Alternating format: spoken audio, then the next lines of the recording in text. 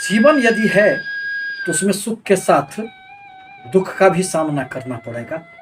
संघर्ष और सफलताएं यह तो जीवन में चलते रहती है, क्योंकि प्रकृति में कुछ भी स्थिर नहीं है।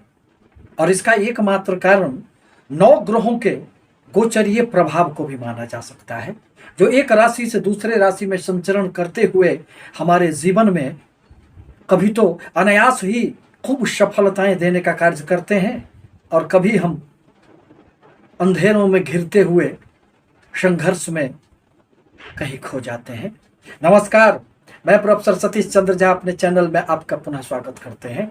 30 अक्टूबर को राहु एवं केतु, जिन्हें छाया ग्रह माना गया है, उनका राशि परिवर्तन होने जा रहा है और वह 18 महीने तक एक राशि में रहने के उपरांत वक्रगत अवस्था में अपनी पिछली राशि में प्रवेश कर जाते हैं। जब भी कभी राहु केतु एवं शनि देव का राशि परिवर्तन होता है तो हमारे जीवन पर इसका गहरा प्रभाव पड़ता है। और राहु केतु तो अत्यंत ही क्रूर ग्रह होते हैं। जो वस्तुएं आपकी नहीं है उसके प्रति मन में जो एक तृष्णाएं जगती है, लालसाएं जगती है, इच्छाएं जागृत होती है, वही तो राहु है। राहु यदि चाह ले तो व्यक्तियों को जमीन से आसमान की बुलंदियों पर भी ले जाने का कार्य करता है और रातों रात वह आपको सड़क पर भी लाकर छोड़ सकता है। दरअसल शुक्र प्रधान तुला राशि के लिए यह राहु देव का गोचरीय प्रभाव अत्यंत ही सुखद रहने वाला है, क्योंकि कोई भी पापी अथवा क्रूर ग्रह जब भी चंद्र कुंडली से तीसरे, छठे एवं 11वें भाव से संचरण करते हैं तो जीवन में निहाल कर देते हैं। आपकी इच्छा शक्ति में वृद्धि हो जाती है, आपके कार्य करने की क्षमता में, आपके प्रयासों में वृद्धि हो जाती है, जिससे जीवन में सब कुछ पाना आसान हो जाता है। दरअसल वर्तमान में राहु देव आपके बृहस्पति के साथ 7वें भाव में गोचर कर रहे हैं, जहां राहु एवं गुरु चांडाल दोष का निर्माण कर रहे हैं। परिणामतः देव गुरु बृहस्पति जो जीवन में धन, संतान, दाम्पत्य जीवन, भाग्य एवं कर्म के विधाता माने जाते हैं, वह कुछ बहुत अधिक कर नहीं पा रहे हैं, आपको सफलता नहीं दे पा रहे हैं, क्योंकि वह तो स्वयं राहु के प्रभाव में पीड़ित है। परंतु जैसे ही 30 अक्टूबर को राहुदेव वक्रगत अवस्था से आपके 6ठे भाव में संचरण करेंगे, फिर देव गुरु बृहस्पति केंद्र में 7वें स्थान में आपको अनेक प्रकार से सफलता देने लग जाएंगे।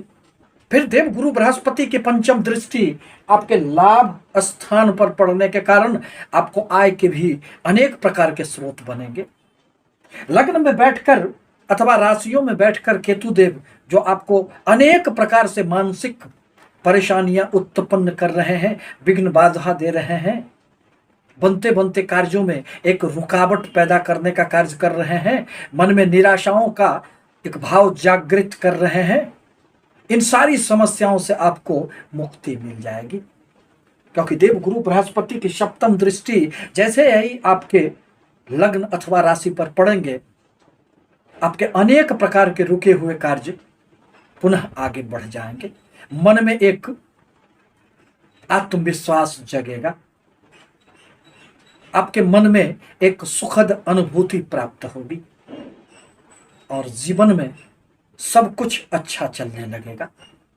देवगुरु बृहस्पति की 9वीं दृष्टि फिर आपके पराक्रम के भाव पर भी पड़ेंगे, जहां बृहस्पति की अपनी राशि है। परिणामतः आपके कार्यों की सर्वत्र प्रशंसा भी होगी। आप अपने पराक्रम के बदौलत निश्चित रूप से ऊंचाइयों को प्राप्त करेंगे और किसी भी प्रकार से छोटे भाई बहनों के साथ जो आपको संबंधों में एक दूरियां आ गई थी, वह भी दूर हो जाएंगे। राहुदेव आपके 6ठे स्थान में आकर आपके मन में आपके इरादे को मजबूत करने का कार्य करेंगे। यही भाव तो प्रतिस्पर्धाओं का भाव होता है। छात्रों के लिए यह 18 महीनों का समय अत्यंत सुखद होगा, क्योंकि कंपटीशन का भाव भी यही होता है। व्यापारियों के लिए कस्टमर का भाव भी यही होता है। अतः छठे भाव में जब भी राहु देव का गोचर होता है तो धन के लिए, संपत्ति के लिए अनेक प्रकार से यह इतिहास रचने का कार्य करता है।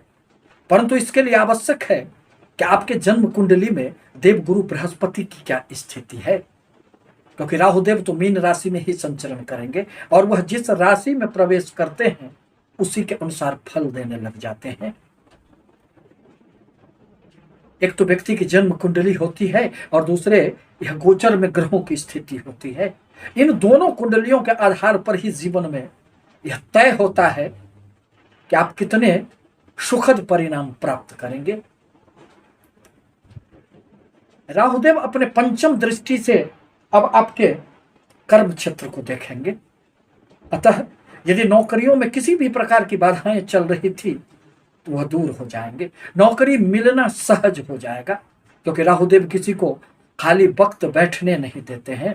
यह हमेशा ही यह निरंतर कार्य करने के लिए प्रेरणा देने का कार्य करते हैं।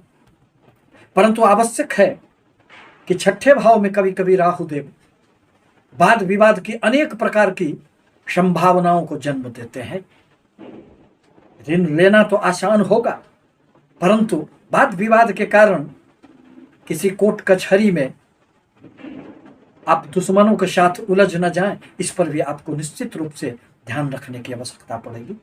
पुनः कर्म क्षेत्र में राहुदेव के प्रभाव से अपने सीनियर के साथ न उलझें, इस पर भी आपको ध्यान रखना होगा, अन्यथा अहंग के टकराव के कारण कभी कभी कर्म क्षेत्र में परेशानी भी उत्पन्न हो जाती है। राहुदेव की 9वीं दृष्टि अब आपके धन स्थान पर पड़ेंगे।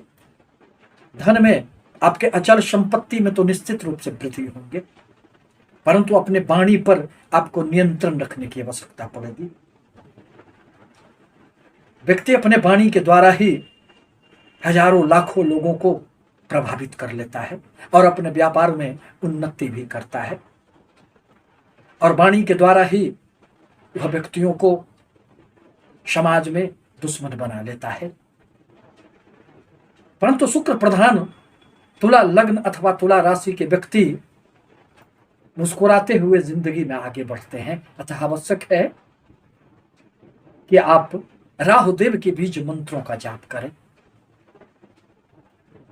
घर में मोर का पंख लाकर रखें, घर में समुद्र का जल भी आपको लाकर रखने से राहुदेव के दुष्प्रभावों में निश्चित रूप से कमियां आएगी। आपसे निवेदन है कि हमारे चैनल को लाइक करें, सब्सक्राइब करें, ताकि मैं अपने विचारों से आपको अवगत कराता रहूं। धन्यवाद।